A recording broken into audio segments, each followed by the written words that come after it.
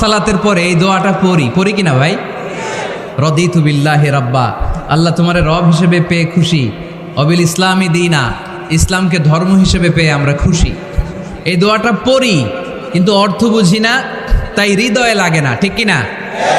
এজন্য অর্থ জানার দরকার আছে না নাই? আমি সব সময় বলি প্রিয় ভাইয়েরা, কোরআনের অর্থ পড়ুন, মাতৃভাষায় কোরআনকে বুঝুন।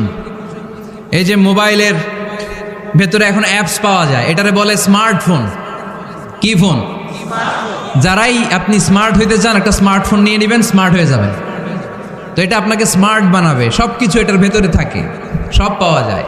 এখানে আপনি কোরআন নিয়ে পড়তে পারবেন কোরআনে আল্লাহ কি বলেছে। তো অর্থ পড়লে আপনার হৃদয়ে লাগবে। আমরা তারাবির নামাজ পড়ি 20 রাকাত, ঠিক কিনা? কত আযাবের আয়াত যায়, কত জান্নাতের সুন্দর বর্ণনা চলে যায়, কিন্তু যিনি পড়ায় উনিও কান্দে না, আমরাও কান্দি না, ঠিক কিনা? ওনারও পশম দাঁড়ায় না, আমাদেরও পশম দাঁড়ায় না। বাট আরব বিশ্বে when they recite they got their goosebumps, তারা যখন কোরআন তেলাওয়াত করে ওদের গায়ের পশমগুলো দাঁড়িয়ে যায়। শাইখ আব্দুর রহমান সুদাইস যখন তেলাওয়াত করে পিছনে মুসল্লিরা কাঁদে।